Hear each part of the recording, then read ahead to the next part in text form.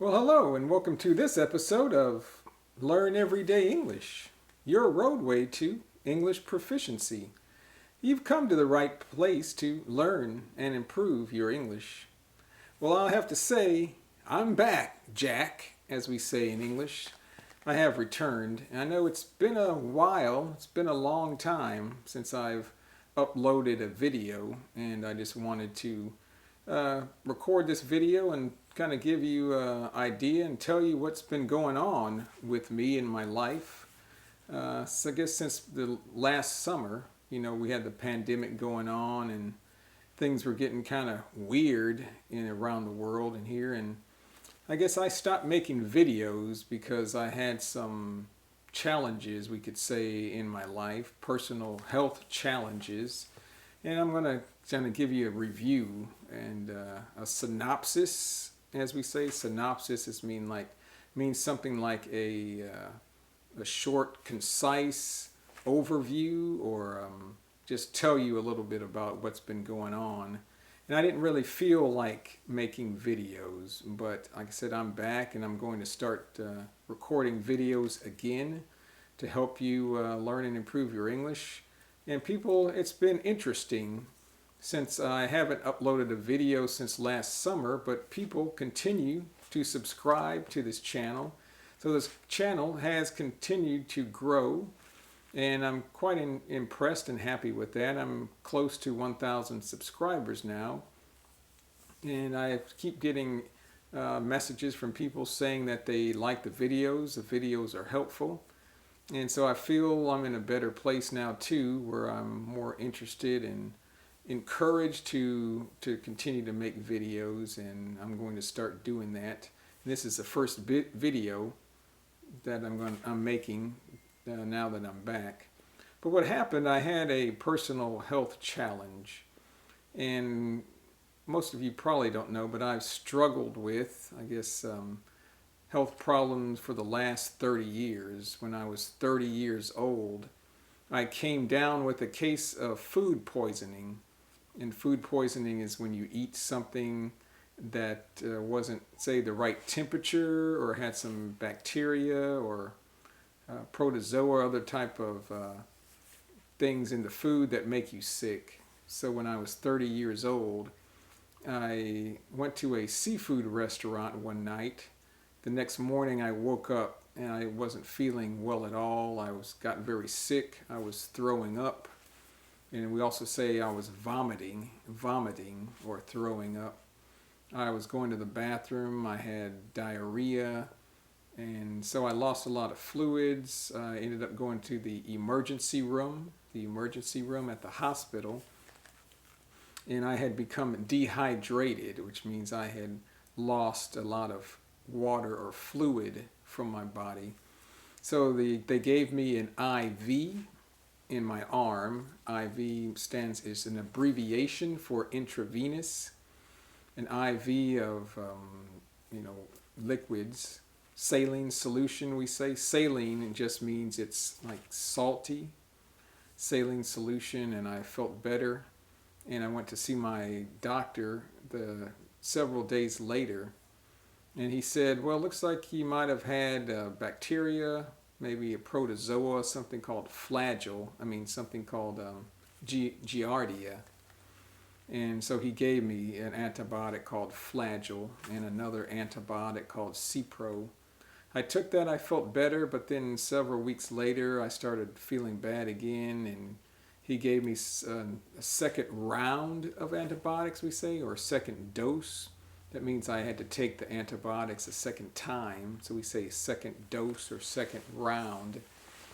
But I still, I guess, wasn't feeling myself, we say in English. I wasn't feeling myself. I wasn't feeling normal.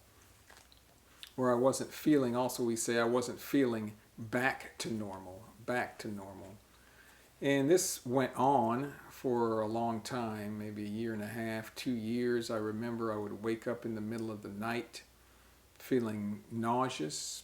I felt like I wanted to throw up, nauseous. And eventually something very strange started happening. Foods that I used to be able to eat and that I ate all my life, I was not able to eat them because I could not tolerate them. That means I started having problems with certain foods. It started with dairy products like milk and ice cream. I would just have intestinal issues, or we say gastrointestinal issues, like diarrhea, gas, bloating. Then it started with sugar products like soft drinks and sodas, and then cookies and cakes and pastas, eventually rice and bread. So I had to cut that food out of my diet. And so now I just mainly eat fish, chicken, a little beef every now and then, and a lot of vegetables and eggs, and that's it. I can't really eat carbohydrates and starches and sugars, which is a lot of food. It's a pretty, we say, a pretty sad existence. But in Spanish, there's an expression that says, no hay de otra. You know, what else can you do? You have to keep living. If I eat these foods, I just don't feel well. But I know a surefire weight loss plan for you. If you want to lose weight, just cut out carbs and starches and sugars. But most people cannot or won't do that, and I can't blame them because I wouldn't do it either if I didn't have to. But I continue to have problems with my stomach and gastrointestinal issues for the past 30 years, and then I went to see a gastroenterologist. He's a doctor that specializes in the stomach and the intestines, and he did a test called a gastric emptying test. That means I ate some food and then they followed the food as it went through my stomach, and they found out the food was not moving through the stomach fast enough or in a normal time period. So the food was basically sitting in my stomach too long, and it was basically rotting. It wasn't being digested properly, and it was creating a lot of gas and other symptoms. And so that's why I was never able to gain weight, and I was losing weight over these 30 years. And the sad situation is this: there is no cure for this, we say, disease or infirmity or this illness, and it has a name. It's called gastroparesis. So gastro kind of has to do with the stomach. Paresis has to do with paralysis, or something is paralyzed. So it's really kind of like a paralyzed stomach. So the stomach is not functioning normally. So there's nothing they can do. There's no cure. I'm taking some pills that are supposed to help stimulate the movement of the stomach, or the contractions of the stomach, so the stomach can help push the food through faster, and the food will move through faster, and I can digest the food better. It has helped with a lot of symptoms, but it so far hasn't helped with me gaining any weight. So this happened around June or July of last summer. So when I received this diagnosis, the diagnosis means what the doctor found out, or what he determined from the test, that I had gastroparesis and there was no cure.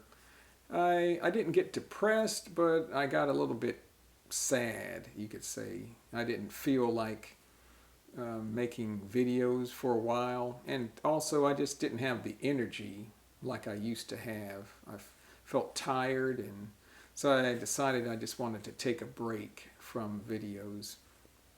But I feel a lot better now.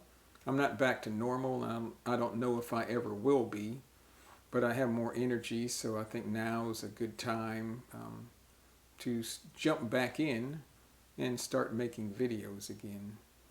So I'm glad to be able to do this, and I just wanted to give you an update. This was just a video off the cuff, we say in English, or spontaneous, which I didn't have anything written down. I didn't have a guide to go by. So hopefully you can use this video also to help you with your listening comprehension, practice and to improve your English. I've also been actually studying Spanish since last summer. I continue to do that.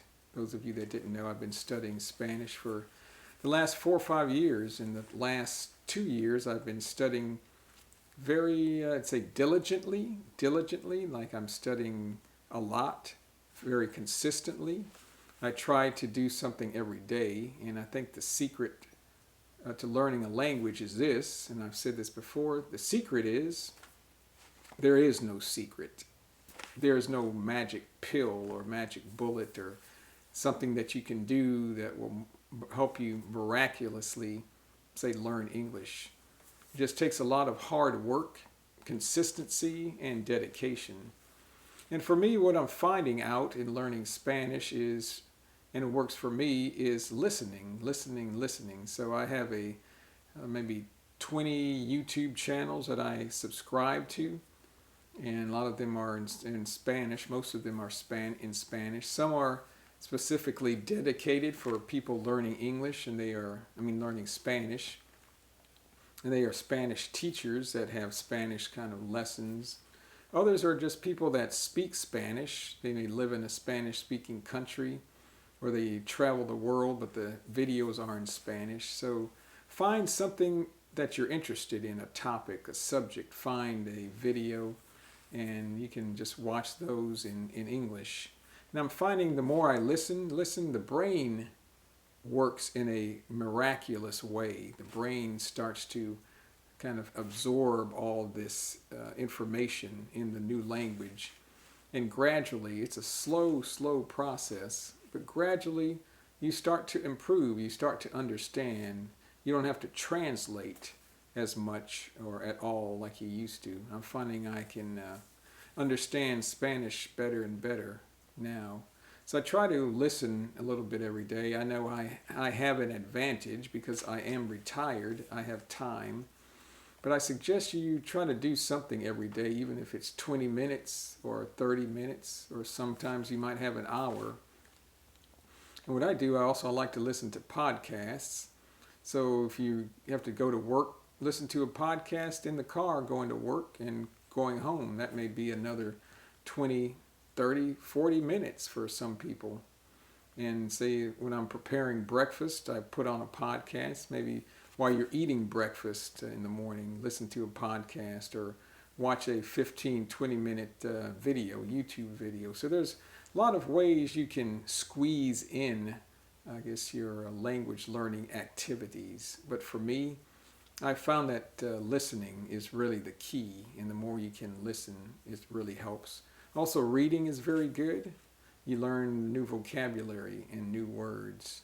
And also, you need to put all this together, and you need to start practicing speaking. You have to use the language in conversation. So I have a teacher that I use and talk to on italki. If you don't know italki, check it out. It's on the web. I'll leave a link in the description. And you can find teachers in your target language. I meet with my teacher twice a week. He lives in Mexico City, or Mexico, as they say right now. And also I have a friend that I've met through another site online called Conversation Exchange.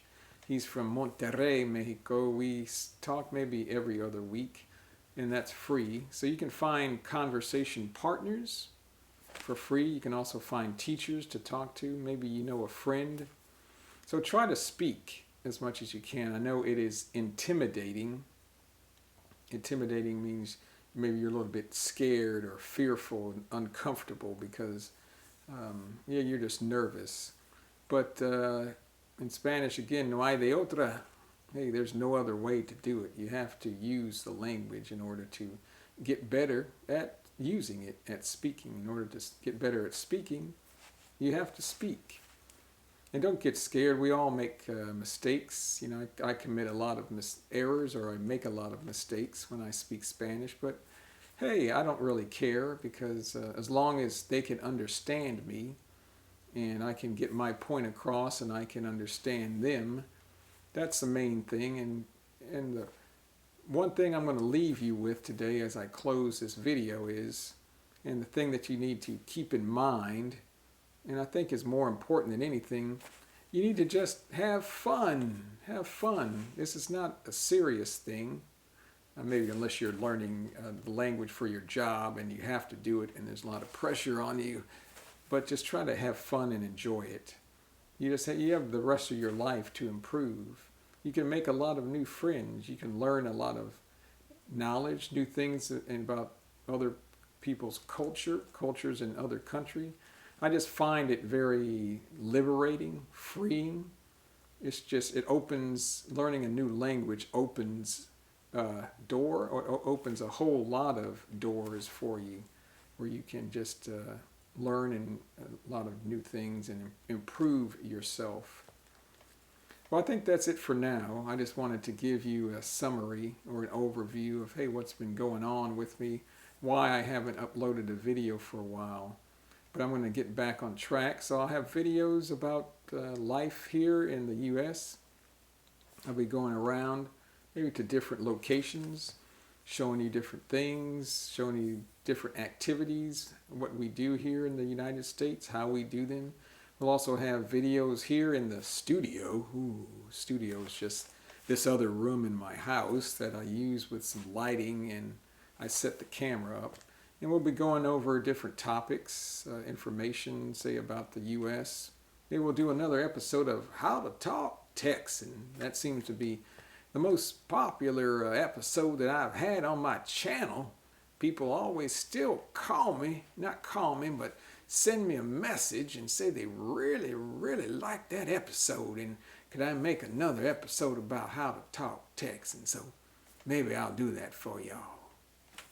So if you haven't checked that episode out, hey, watch that. It's pretty cool. I have a cowboy hat on my head too. And also we'll go over grammar, English grammar, and that sort of thing. So if you, before I sign off, remember to hit the subscribe button if you like these videos. Tell your friends about it. They can benefit too, and the channel can grow. And finally, I'm not doing this to make money because I am retired. I have a pension. I'm not rich, but I have enough to live on. So I do this just because I love to help other people. I know how difficult it is, and it can be, to learn a new language, how frustrating. And these types of videos and these types of resources, I think, are very helpful. I try to speak at a normal pace, although I do try to speak a little bit clearly, or more clearly maybe than you're used to, because I don't really want to talk fast so you can't understand. It's really frustrating. I know when I try to watch something in Spanish and they're really talking really fast, and it's really frustrating. So I try to talk at a fairly normal pace so you can understand what I'm saying. So I hope you enjoyed this video. Again, hit the like button and subscribe. And until next time, hey, we'll see you later on Learn Everyday English. Hey, have a good week, and we'll see you next time. Hey, goodbye.